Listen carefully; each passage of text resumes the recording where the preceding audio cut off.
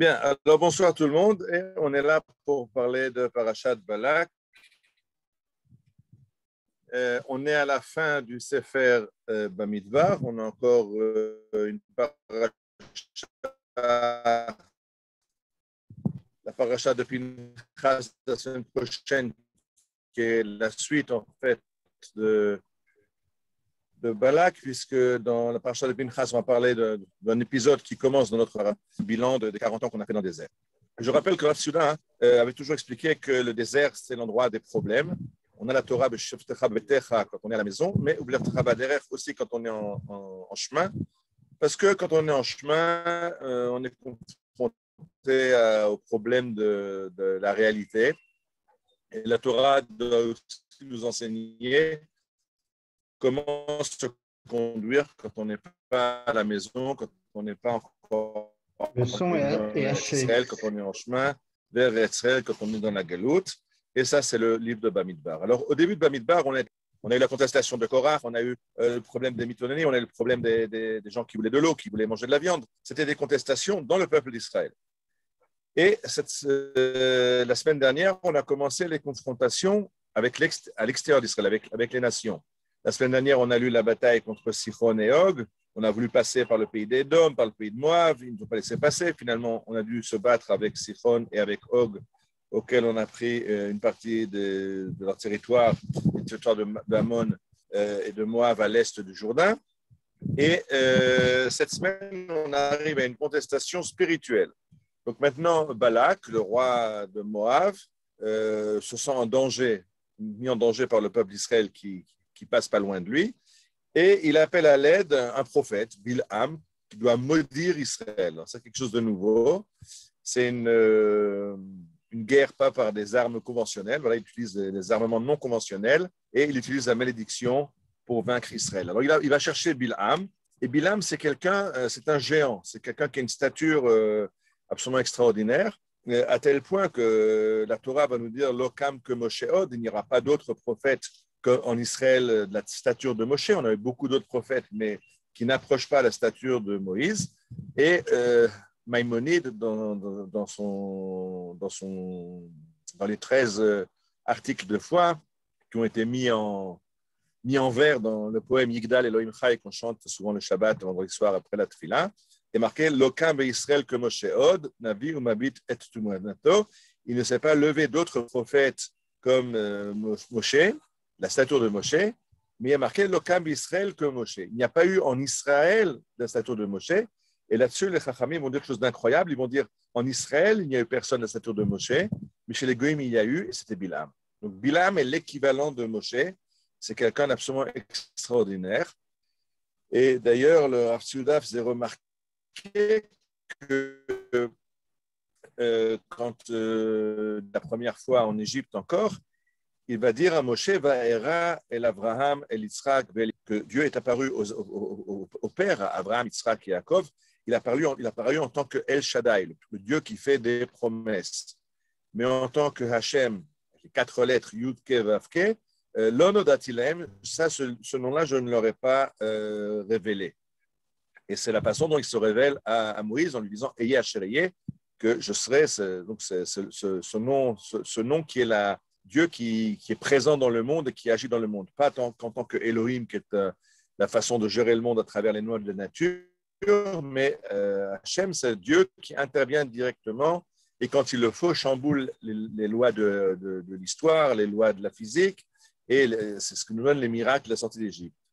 Et quand Bilam se présente, il va dire que ce que Hachem, mon Dieu, va me dire. Donc, ce nom qui est connu de Moshe, mais qui n'est pas connu des Avod, Aaron, Jacob, est connu de Bilam. Donc, c'est quelqu'un qui a une connaissance religieuse, une connaissance de Dieu très, très profonde. Le problème, c'est qu'est-ce qu'il en fait? Alors, la Mishnah va nous dire qu'il y a 3 midot dans les Talmidim d'Avraham. Avraham Avinu avait 3 qualités essentielles. Et la première, c'est Aïn Tova. Et à l'opposé d'Avraham Avinu, on trouve Bilham, qui a Aïn Ra. De quel œil je regarde le monde? De quel œil je regarde ce qui est autour de moi? Est-ce que je le regarde d'un bon œil? Je vois les choses bien, je vois la bracha, je vois l'action de Dieu qui veut donner une bracha au monde? où est-ce que je vois des choses mauvaises et je ne vois que le fait de maudire, etc. Alors, Bilam, c'est l'homme du mauvais œil, celui qui ne voit que les choses mauvaises dans le monde. Et disait le Rav Tzviuda, il y a encore une chose qu'il faut faire attention, son nom même s'appelle Bil'am. Bil'am en hébreu, ça peut se lire Belo Am, sans le peuple. C'est quelqu'un de géant, mais qui pense qu'on peut arriver à la connaissance de Dieu, à la compréhension du monde, en se passant du peuple juif, en faisant l'économie du peuple juif. Or, Dieu a décidé qu'au contraire, que sa révélation dans le monde se fait à travers le peuple d'Israël. Au Mont Sinaï, on a reçu une promesse, Vatem tiuli mamlechet kohanim, de Goy Kadosh, vous serez un peuple, une nation de prêtres qui est censé faire connaître Dieu au monde, en faisant l'économie du peuple d'Israël, en supprimant le peuple d'Israël, et ça, ce n'est pas possible. Il sera obligé de le reconnaître lui-même, puisqu'à la fin de sa bénédiction, puisqu'il a voulu maudire, mais il a été obligé de bénir, et à la fin de sa bénédiction, il termine en disant Ka'et Yamar le Yaakov l'Israël mapa el. Il arrivera un temps où les nations demanderont à Israël, expliquez-nous ce que Dieu est en train de faire dans le monde. Parce que c'est Israël qui a les clés de compréhension. C'est pour ça qu'on a reçu cette Torah, pas pour nous, pas pour être fermés sur nous-mêmes, mais pour être un peuple qui va faire passer une parole de Dieu au monde. Parce que des gens très bien, il y en a dans le monde entier. J'en ai déjà parlé. Le Rav Tzviuda revenait là-dessus, qu'on n'a pas l'apanage des gens bien. Des gens bien, des gens bons, il y en a chez les Juifs. Non, les gens bons, il y en a moins chez les Juifs. Je veux dire jambon. Mais des gens bien, il y en a chez les Juifs, il y en a dans les nations, et même des prophètes. Il y a des prophètes chez les Juifs comme Moïse, et à l'équivalent chez les nations.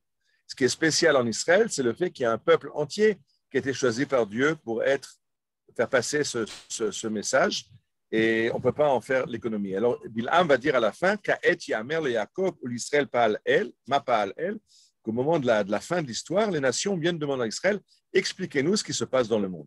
Et effectivement, le Rav Tzviuda disait, si on veut comprendre l'histoire du monde, il faut comprendre qu'elle passe par Israël. Alors, il expliquait que si on regarde l'histoire du XXe siècle, on a eu 2 guerres mondiales au XXe siècle, c'est un siècle assez terrible, mais la Première Guerre mondiale a en fait amené la fin de l'Empire ottoman qui gérait le pays d'Israël et les a remplacés par les Anglais qui ont donné la déclaration Balfour, qui ont aidé dans un premier temps au moins au retour d'Israël.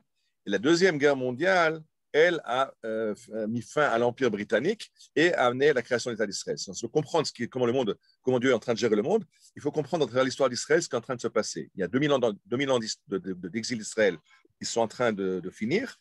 Et donc, Dieu réapparaît sur la scène de l'histoire de façon claire et nette par le biais d'Israël, par l'histoire d'Israël. Et ça, c'est Bilam l'a déjà annoncé à la fin de sa bénédiction. Et peut-être la chose la plus importante, disait le Rav Tzviuda, il disait que Bil'am, ne pouvant pas maudire Israël, décide de le bénir. Et Dieu va lui répondre, Lota or et ta'am qui va rohu. Tu ne peux pas maudire ce peuple, il est déjà béni. On n'a même pas besoin de ta bénédiction. Il a déjà eu la bénédiction avant.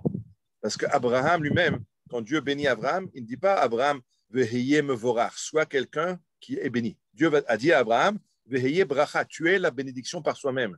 Et à partir du moment où Abraham est la bénédiction du monde passe par lui. Vavarcha mevarcheka.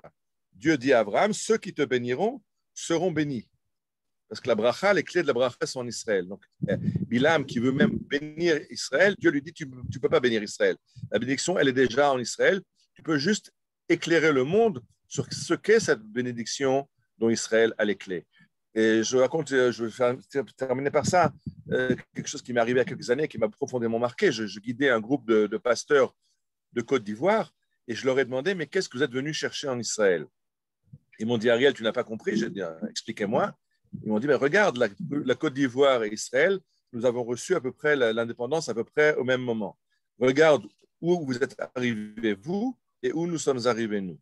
Ils m'ont dit, comme nous sommes des gens de religion, nous avons essayé de comprendre ce qui se passe, et nous sommes arrivés à la conclusion que Dieu aime Israël et il bénit Israël. Et comme il a dit à Abraham, je bénirai ceux qui te béniront, nous venons bénir Israël pour recevoir des miettes, des retombées de la bénédiction d'Israël. Alors ça, c'est quelque chose que déjà Bilam a commencé à comprendre, et c'est ça que cette paracha nous racontait, le prophète des nations qui est obligé de comprendre et de révéler au monde que la bracha n'est pas chez lui, il ne peut pas ni maudire ni bénir, c'est Dieu qui décide, et cette bénédiction, Dieu l'a donnée à Israël, qui la transmet au monde. Voilà. Shabbat Shalom. Et si vous voulez ouvrir le micro, vous pouvez ouvrir le micro. Shabbat shalom les koulam.